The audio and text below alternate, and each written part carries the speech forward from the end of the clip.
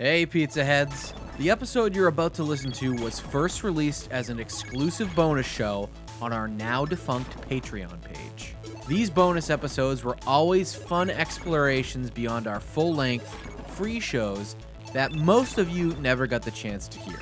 We've decided to rescue them from the leftover pizza vault and re-release them here to our main show feed for all of you to enjoy for years to come. Anyways, we hope you enjoy, and if we make a dated reference or talk about Patreon members, now you know why.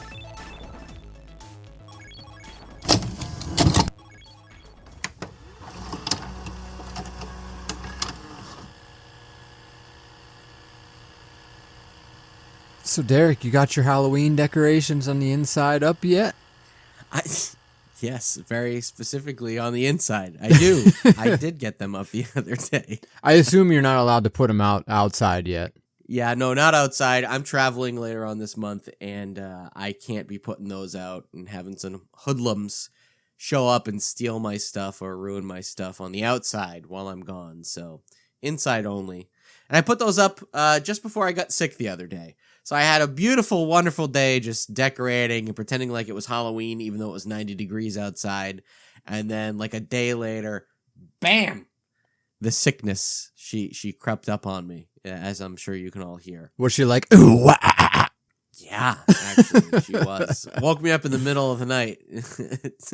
Scared the shit out of me. And the next thing I know, I'm coughing all over the place. So you're down with the sickness, but you at least have your indoor Halloween decor up. I just put mine up yesterday, so... Yeah? Is it still intact, or has it been getting destroyed by your cats as well? So we got a this really cool looking broom kind of thing, and it's the bottom, I don't know, like the cinnamon stick kind of thing, you know what I mean? Oh yeah, the cinnamon stick brooms. Yeah.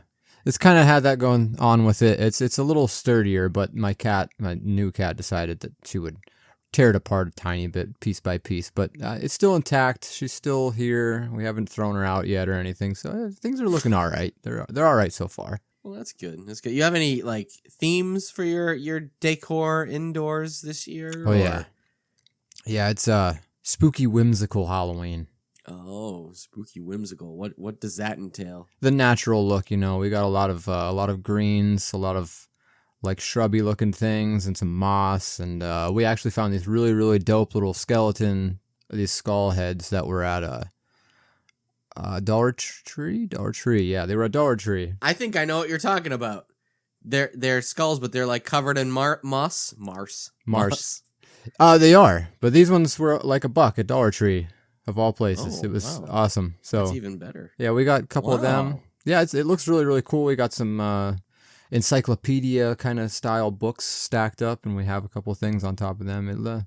Lots of candles. It looks good. How about you? You got a theme?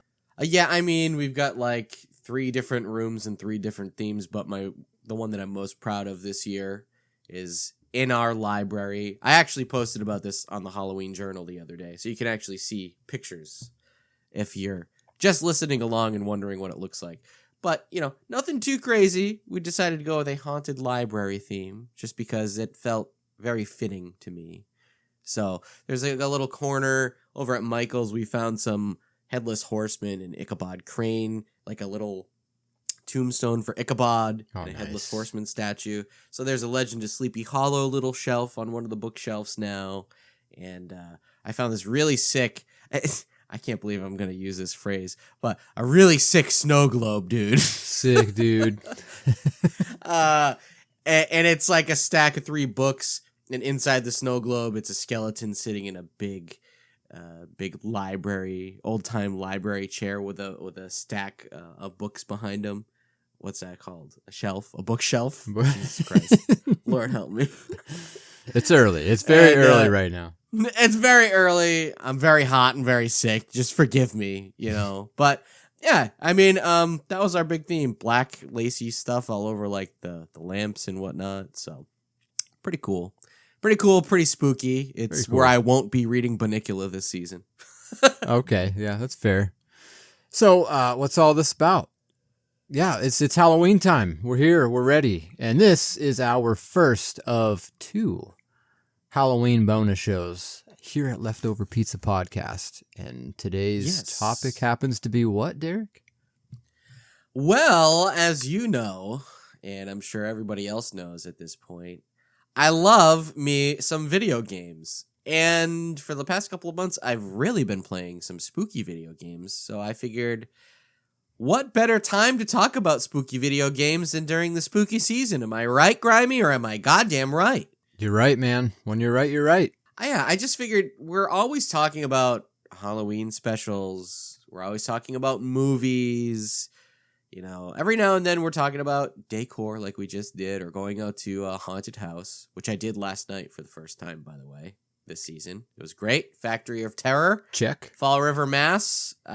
Worth your time, I think. But we're always talking about all that stuff, and I feel like we're always neglecting the video games. And man, there are a lot of spooky video games. And obviously, there's your standard Resident Evil, your Silent Hills, all that stuff. That's kind of a given. So much like the kid horror show, we're gonna stay away from all that. We're gonna pick some maybe not so obvious choices here, I think.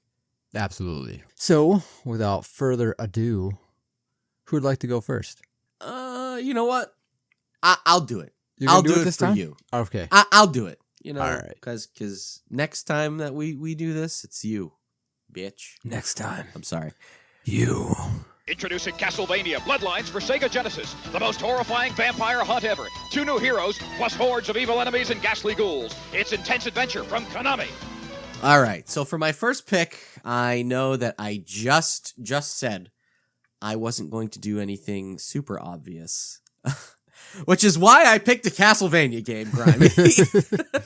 well, to be fair, you picked the lesser of the two, I think, when it comes to a lot of people's views on this entire series, I guess. Oh, absolutely. Absolutely. I'm not picking any of the originals. I'm not picking Super Castlevania 4, as much as I love that game. And I'm not going with something like Symphony of the Night, mainly because I don't really care about the Metroidvania style games. I don't like the backtracking. I won't do it. I refuse. Give me a linear game or give me death, Grimy. You're going to have to choose death, I guess, from this. They didn't give you. You know, maybe not the worst choice I've made today. I don't.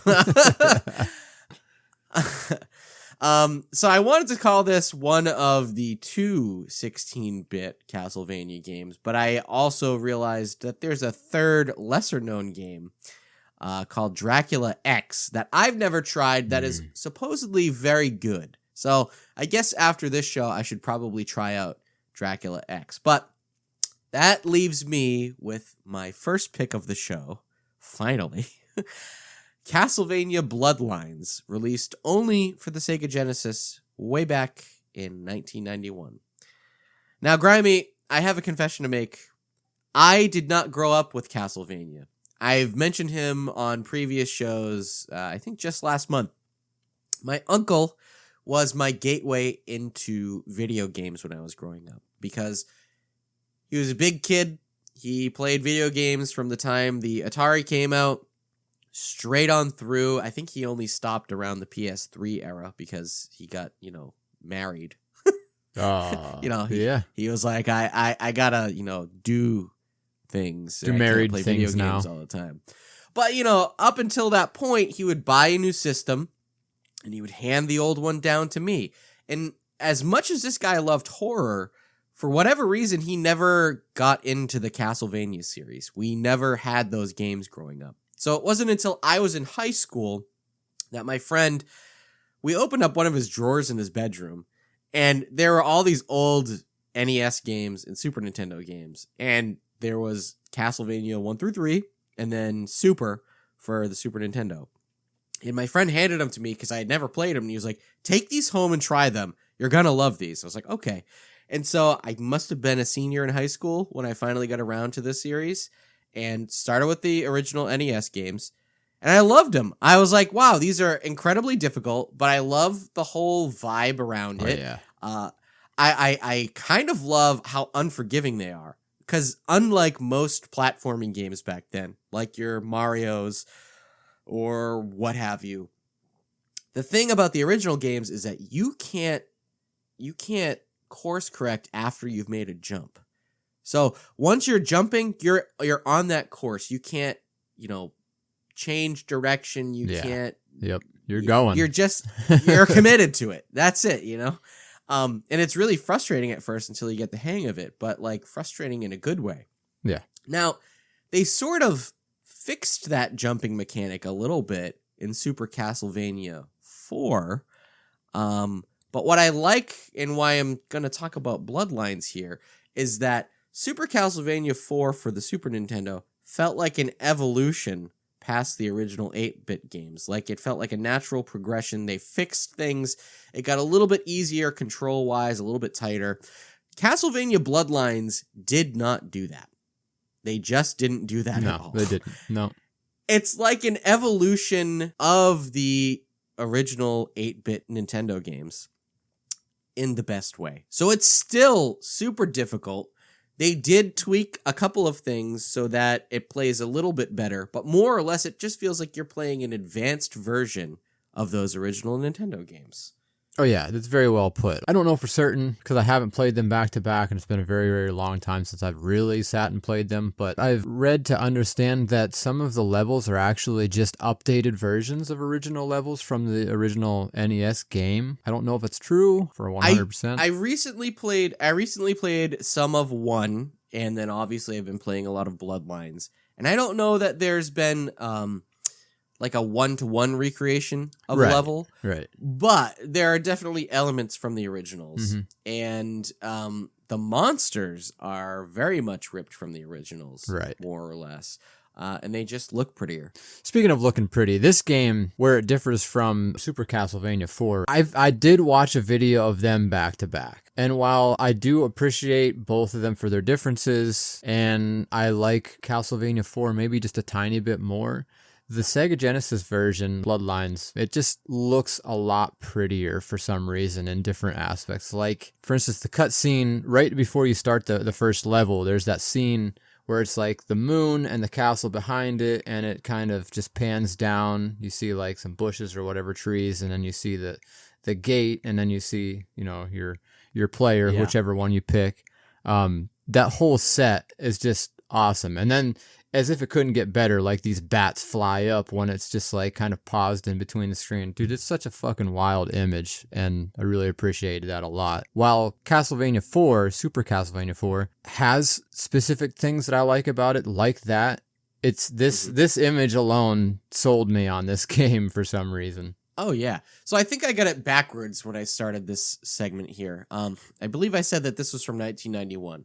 That was Super Castlevania 4. So this game actually came out in 1994, well after Super Castlevania 4, on inferior hardware. Because as you know, the Genesis wasn't technically as powerful as Super Nintendo. And what Super Nintendo had over the Genesis is a lot of times they'd have like the Super Effects chip, like think Star Fox. So you had a lot more leeway with how powerful you could make the games on the cartridge with Super Nintendo. Not to say that Genesis didn't have its powerful games too. Oh, dude, Genesis has blast processing, so. Well, I'm no software thing. developer. It's totally real.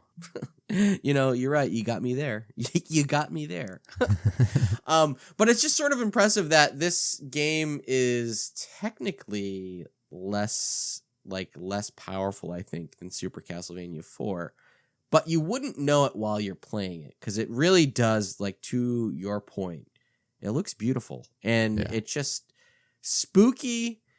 And I guess there is technically a story here, but I'm so bad at finding stories in old games like this, unless they explicitly spell it out for you, right. Which this one might have, I don't know. But the story, just so we're all on the same page, is that a vampire named Elizabeth Bartley is orchestrating the beginning of World War I as a sacrificial war to bring her uncle Dracula back to life.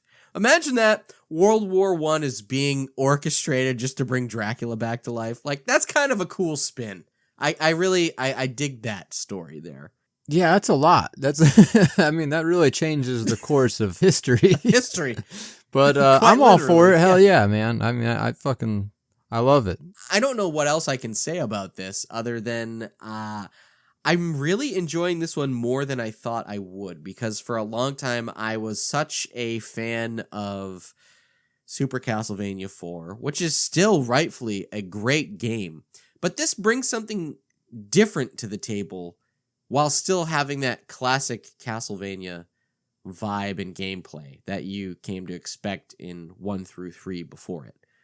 Before things really got radically changed up and differed Symphony of the Night onwards. So that's what I've been playing, and I've been having a great time with it. Oh yeah, it's an awesome game. Looks awesome. The soundtrack is fucking amazing too, which kicks ass. really helps a lot with games like this.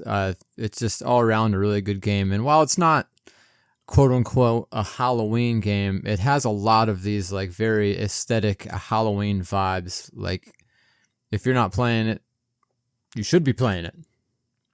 Damn right. Damn right. Yeah. And just a quick shout out to my friend Mike. You're not getting these games back. I still have them.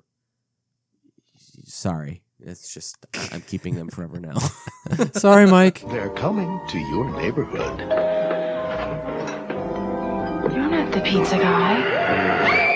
Zombies ate my neighbors! Now playing on Sega Genesis and Super NES, a 55-level feeding frenzy of prime-cut creature features. Fend off bee-moving maniacs with your weed whackers, exploding soda pop, and boozy squirt gun. Save the neighbors!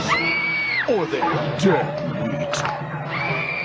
meat. Zombies ate my neighbors! From Konami. All right, if you're looking for a campy and cheesy game with little nods to various horror franchises, look no further. Zombies Ate My Neighbors. I think everybody knows this one. It's a classic. And it's a classic that, once again, I hadn't played until my teens. Somehow my uncle dropped the ball so hard on the 16-bit era with these classic horror games. I just don't get it. I have to go scold him after this show. I swear to God. I'm very surprised that your uncle never played any of these games. It's crazy.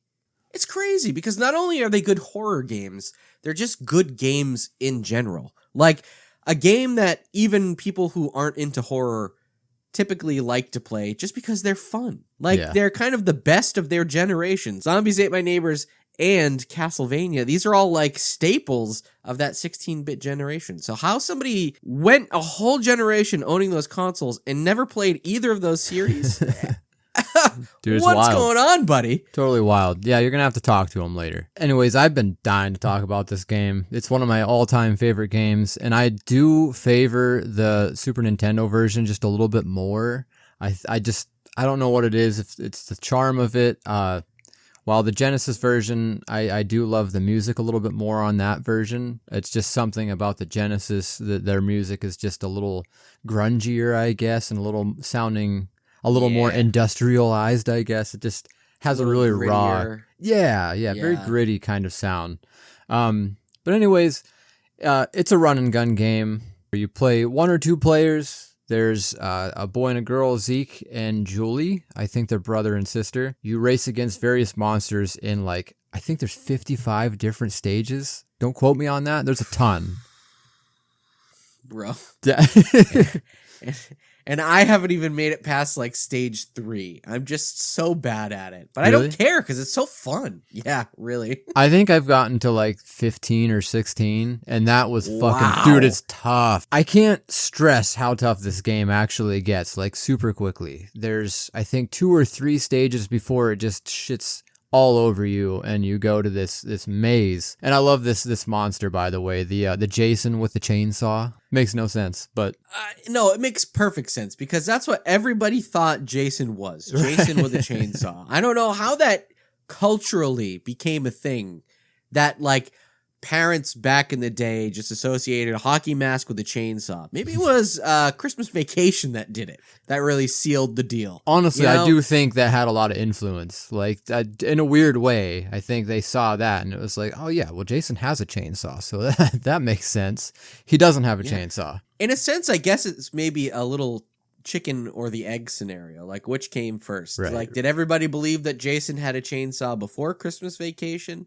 Or did Christmas Vacation do it because everybody believed that Jason had a chainsaw? Right. That's interesting. Write in if you have a theory, because I'd love to hear other people's take on that. But anyways, the whole idea of this game, you walk around shooting zombies and various monsters, and you're like collecting and rescuing your neighbors. And there's a slew of different characters. There's like a dude grilling. There's another guy that's in an inner tube in the pool, just kind of chilling there, drinking lemonade or something. There's like dogs. There's cheerleaders. There's little kids jumping on trampolines. There's a fuck ton of different characters. That really awesome. The animations to these characters are really cool. And then we have the various monsters. And there's a ton of them too. And some that I've probably never even seen before because I haven't played the whole way through. I know like one of the last stages is like a spider or something, like a very big tarantula, and a bunch of little tarantulas come off them. But did you have any favorite characters that you saw? Like any monster characters? Because there's a lot. Isn't there a big baby? Yes. Oh yeah, the quintessential. It's the big baby. The big baby, dude. The big baby. It's gotta be. It's such like if you don't have all these different power ups, and there's a ton of those as well. Like I don't know what it is, but it's like a golden house. If you activate it or whatever, it like just spins around the bad guy or whatever, and just damages him somehow. If you don't have any of that stuff, you're basically fucked. Like this game is really, really tough. That's me raising my hand. Yes. I also like to think of the big baby as being Baby Herman from Who Framed Roger Rabbit. So Oh, perfect. just want to throw that out there because Baby Herman was just an asshole, and I like the idea that I can just destroy him. So really, this is the Roger Rabbit game I always wanted and never got. As far as the characters go, the bad guys, there's a lot of really, really cool nods to different horror films. Like I said before, there's blobs, there's the swamp monsters that resemble the creature from the Black Lagoon. We talked about Jason with the chainsaw in the maze levels. Really, really awesome character. Very hard character to play against.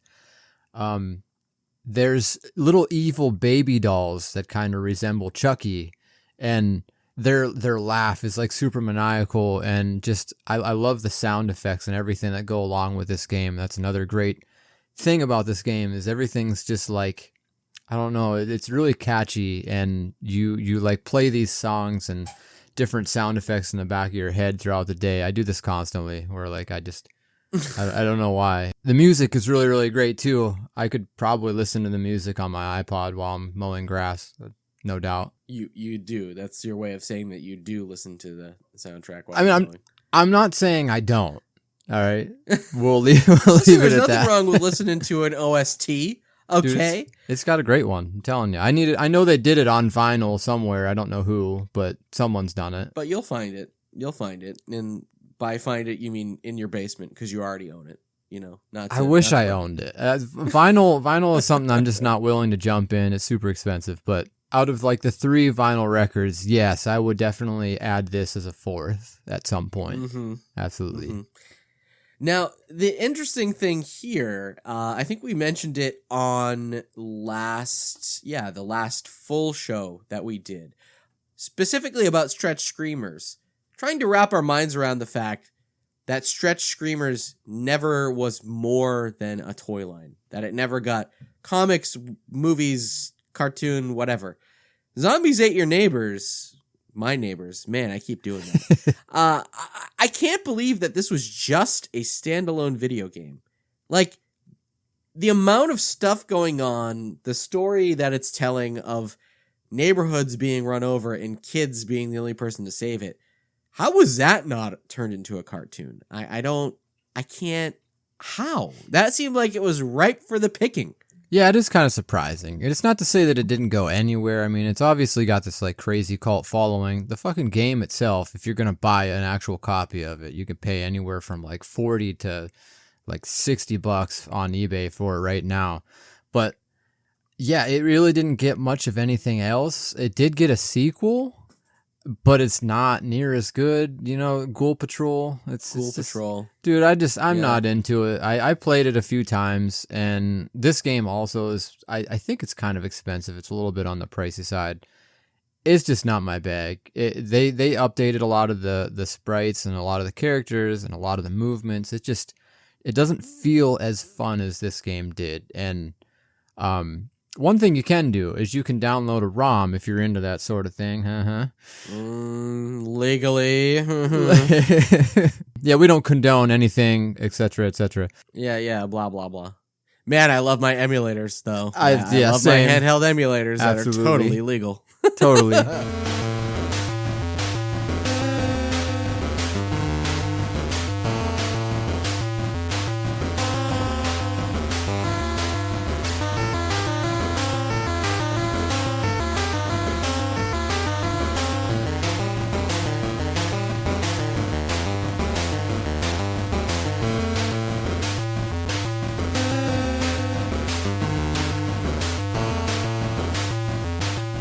All right, Grimy.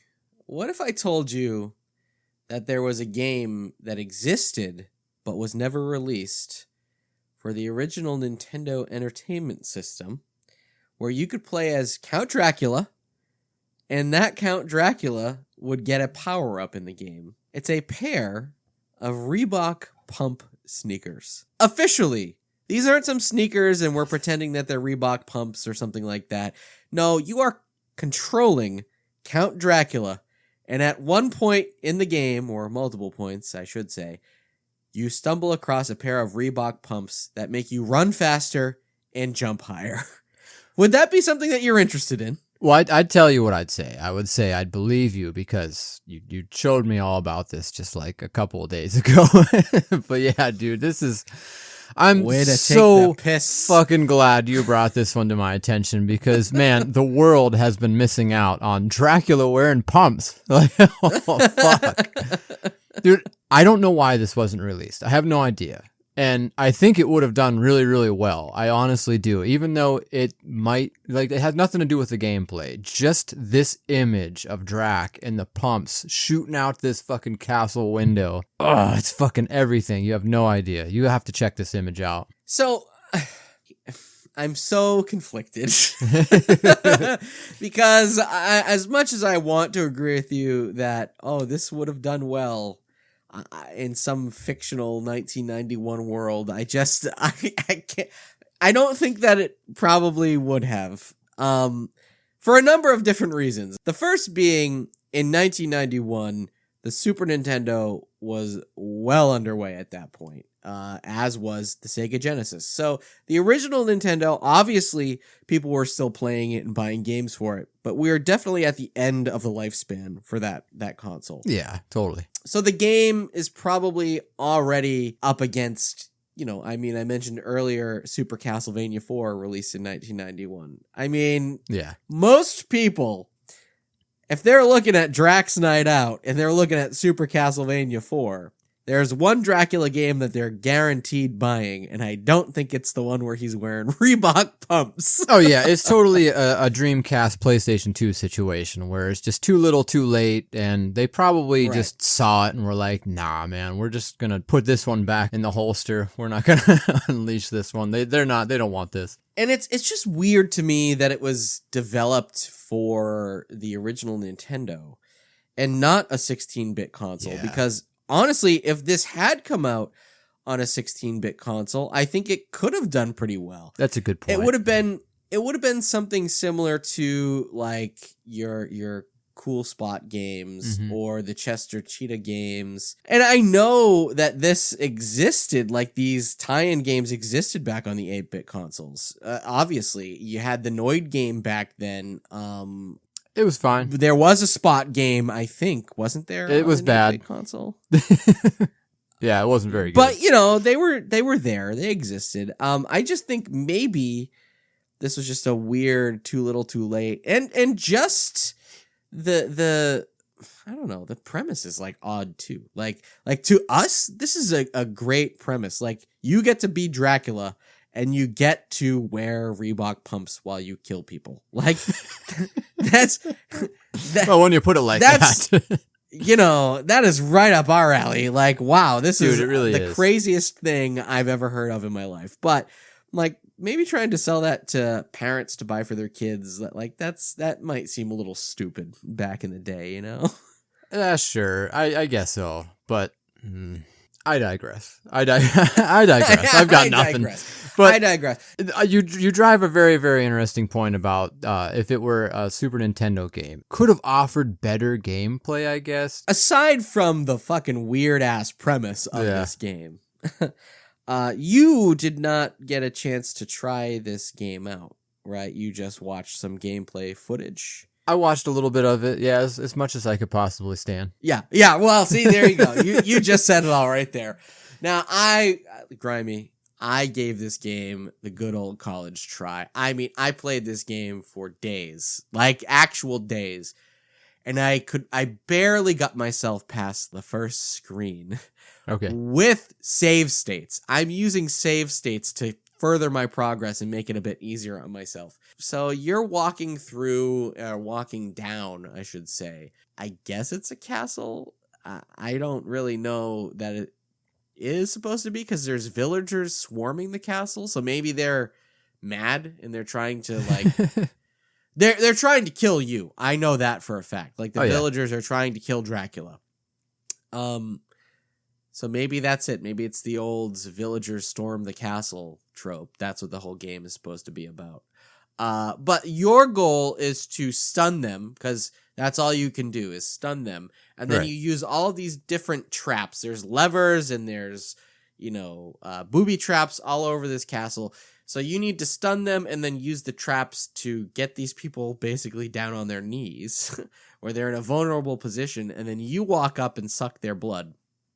So you need the blood to keep going. It's basically like the gas in your tank situation because that's going to be constantly running out. So not only do you need to avoid these people, you need to suck their blood and kill them so that you can keep going, which is not as easy as it sounds because it is kind of like Pac-Man in its way, where it's very maze-like. I'm telling you right now, it's confusing. Like if you're just watching it like I did, I haven't played this yet. I had no fucking clue what was happening. Ironically, when Dracula sucks the blood from people, it sounds like the Reebok pumps. I'm wondering if they just took the little and then put it in. Yeah, you mentioned that to me. You're like, no, dude, I swear to God, he's not sucking their blood. He's just doing the Reebok pumping himself pump. up. And I'm like, yeah, I mean, maybe he's sucking blood and pumping up the sneakers. But to destroy that theory completely, you're not always wearing the Reebok pumps in this game. No. It's only a power-up. So you have to get the power up before you're actually wearing the sneakers, which is a little it's kind of misleading. A little misleading. Yeah. A little misleading because the cover art, it shows Dracula in his Reebok pumps. So you're like, "Oh, he's always got these on." No. He has to find them and then they only last a little while. So maybe that's saying something about the quality of a Reebok pump sneaker. They just break very easily. Have you ever owned a pair of Reebok pumps? I can't say that I have. No. I've never actually owned a pair myself. Well, I got to see the craze of Reebok pumps in full swing. Picture this, my older brother who has the cool Swiss Army knife and he has the cool collapsible red cup that you take for camping that we talked about in the camping show. He also lands himself a pair of Reebok pumps at some point. Oh my God. Every kid on the block was fucking jealous of these shoes, including me. Like I lived in the same house and I can't tell you how many times I wanted to sneak into his room at night and just take them and just fucking pump myself up. Did these shoes do anything though? Like for real? Like what could they possibly do for you? My understanding is that it basically just locks your ankle a little bit. Like, if you pump it up, it gets a little bit tighter of a fit, and maybe you have a slightly tighter fitting shoe, I guess. I don't... But that's not how it was billed to us when we were kids, Right. If you pumped it up, you could jump higher. And I was yeah. All right, I believe it. I don't know how, but I will. Not only that, like my brother, whenever he would get up to do anything, I mean, step up a ladder or like open the refrigerator door, hold on, I gotta pump up. I'm like, dude... Well, but also, like, I want this for no reason whatsoever. And the fact that there is a fucking video game of Dracula wearing them just blows my mind. It is a shame that this never happened and it didn't happen the right way, I guess. Like, it could have been an SNES game, and maybe if it looked a little bit cooler, like Super Mario World or something, and Dracula was always wearing the shoes and there was like a whole gimmick on that, like, I could get with that. But and like maybe if he got hit by like an enemy or something, he'd lose the shoes and have to find another pair. That would be cool. But like once you have them, you should just have them. I agree. Yeah, so a little misleading there, and I don't know. I read other people online saying that this was a fun game. Why wasn't it released? And after playing hours of it, I just have to say, what are you fucking people talking about? I don't, what is fun about it? I don't know what I'm missing here. It's just a very tedious experience, in my opinion. Yeah, I can see from both sides. I grew up with games like Fester's Quest, and I fucking still love Fester's Quest, even though it's like a shit ass game. Like it's a horrible game. Listen. I'm right there with you because I also grew up with an NES. All right, Okay. It's not that I didn't, Right. and I still love quote unquote shitty games like the Jaws game on that system, the Oh, Godzilla okay. game on that system, which was Oof. oh boy, Okay. I still like it, and I will probably end this by saying the one Dracula game on that system that I quite like indeed is the Bram Stoker's Dracula, Oh, yeah, the it's Keanu Reeves version on the 8-bit system. So I'll just say that, like, it's not that I'm a stranger to the quote-unquote shitty games of that system. This is just one that I kind of understand why it wasn't released. It's a cool premise. It's even crazier that it's Dracula and Reebok pumps, and that artwork that was supposed to be for the cover is beautiful. It is like right up our alley, but Yeah. as a gameplay experience, maybe skip it. If you're morbidly curious and you want to check it out, there are ways about doing that. But really only do that if you're having a super slow, boring weekend and you've got nothing else to do. Like literally nothing else. Like you've watched all the paint dry in your house, bored. Then maybe give Drax Night Out a try. You heard it here first, folks. It's the game that will or will not pump you up.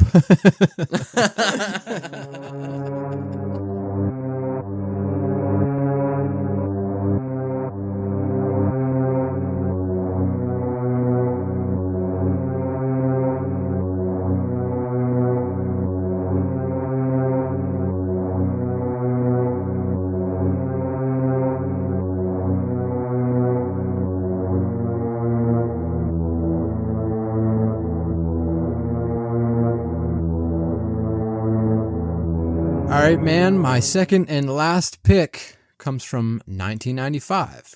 Porky Pig's Haunted Holiday for the Super Nintendo. This was a Super Nintendo only game.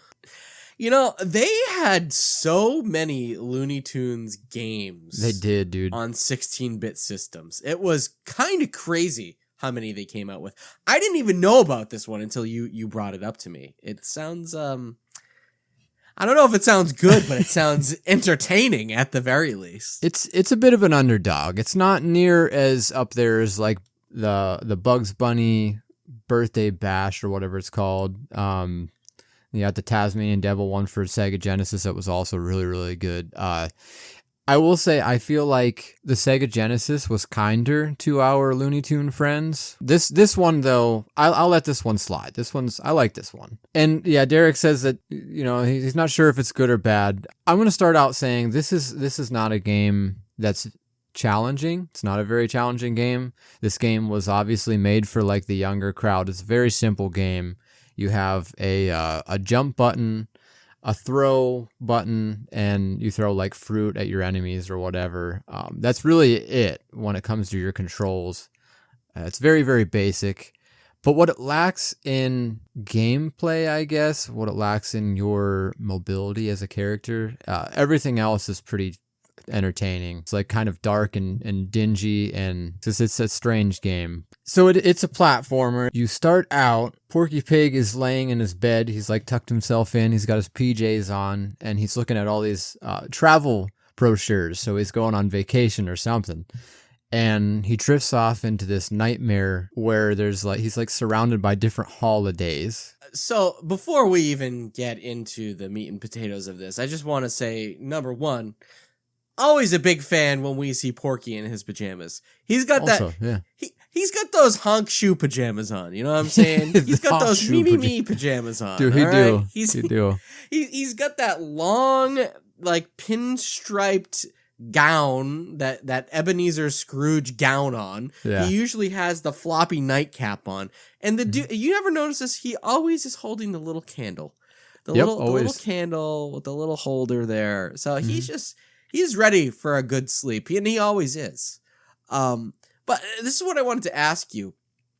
I have this DVD, this Bugs Bunny Halloween DVD, and on it, it has one cartoon. I think I might have sent this to you at one point, but it's Porky and it's Sylvester, and they're in an old, dark, I believe, abandoned house, and they're spending the night.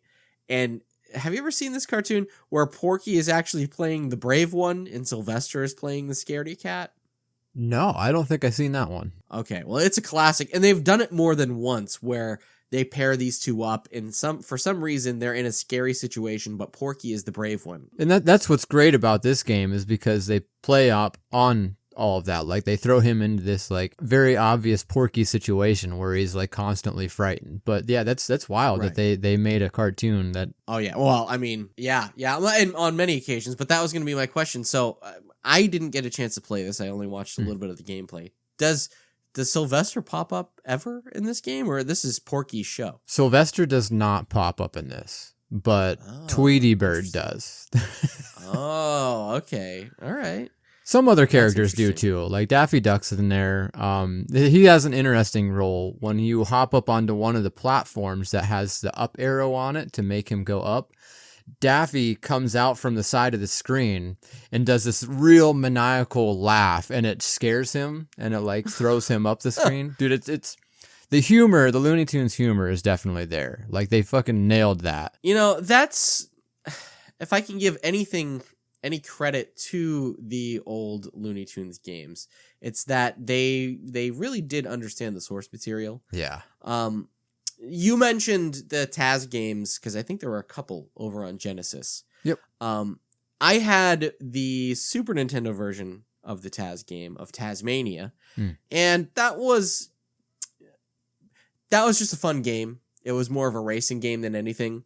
Right. But the other Looney Tunes game that I had for Super Nintendo was Bugs Bunny Rabbit Rampage. Have you ever played that game? I'm not certain if that's the one I played or not. That one's super interesting. It's a Bugs Bunny platformer, and I'm looking here at the gameplay of Porky Pig. The art style is very similar. The Bugs Bunny one is interesting because it actually it has a pencil where it draws bugs in every time you die. So nice. You watch bugs get drawn in, so you know he's animated, right. Which is pretty interesting.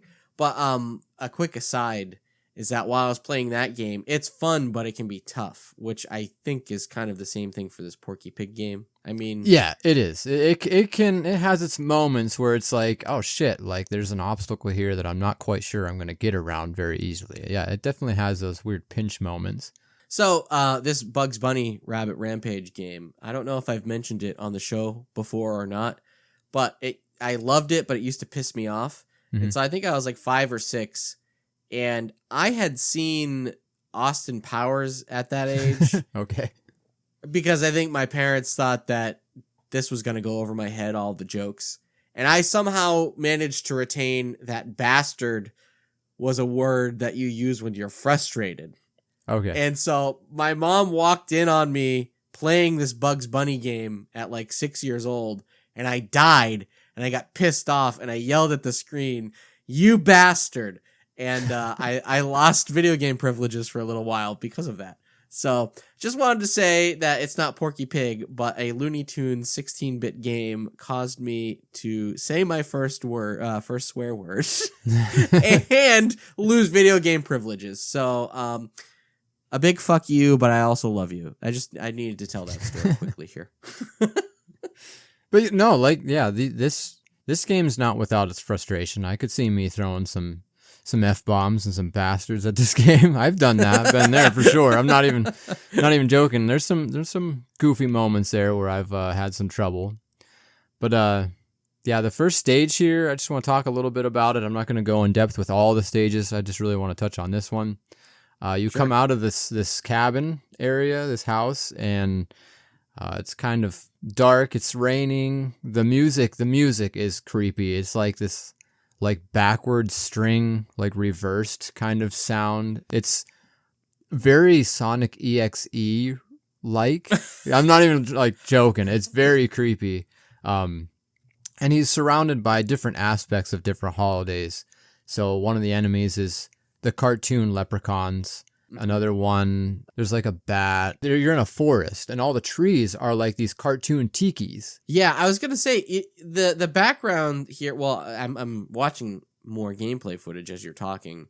There's like jack-o'-lanterns and leprechauns, obviously. So it's all the mishmash of the different holidays. But yeah, there's tiki trees in the foreground, but in the background, if you look, the evil trees that are back there, they're almost reminiscent of like Mortal Kombat. Yeah, dude. Yeah, it's very strange. Very very weird game to throw at kids. They're very spooky. Yeah, that probably would have gotten under my skin a little bit if I had played this when I was a kid. Oh, and there's Daffy. Wow, that Daffy is fucked up, dude. He's got like fangs. the sharp teeth. Yeah, so creepy. What the hell? Yeah. It's so good. The animation style is really, really on par with what you would expect from a Looney Tunes game. The whole time, if you stop and pause as Porky, you get that blip, blip, blip, blip, blip. Like it's Porky too. It sounds like him. Daffy sounds like him. The only downfall is it's not a very difficult game. It's easy and sometimes too easy. Like you can blast through this really, really quickly, and I have. Like it's not hard, but I think that's what I love about it. Like I love those platformers where I can just pick up and play. Like I might not have played this for years, and I didn't. I haven't played this since I was probably 12 years old. And I just played it the other day just to like kind of prep for the show again. And it's like riding a bike. You just get on it and go. Like you don't have to relearn anything. Yeah. I always think back to where I'm playing Batman because I played Arkham Knight every year for Halloween, and I have to relearn all these fucking things. So that I don't remember half of the moves or half of the special moves or anything or the weapons. And this, you don't have that. It's just very simple. It has a lot of charm and personality. And I think if you're looking for something like that has like a kind of spooky aspect to it, this is probably one of the most perfect games for you. I think that you just sold me because I love an easy game. I really do. I give up on games left and right. It's part my ADD and partly same.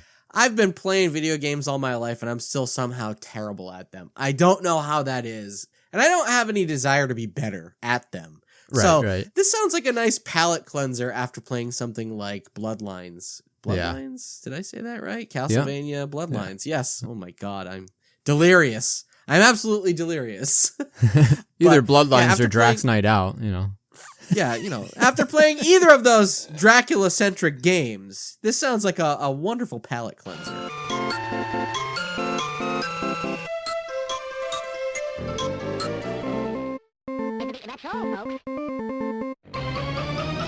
All right, so that was our first of 2 spooky bonus shows. We hope you had a good time here. I know we did, and the fun's just beginning because we don't only have another bonus episode coming up that's spooky, but we have 2 Halloween shows for September and October coming up very, very soon.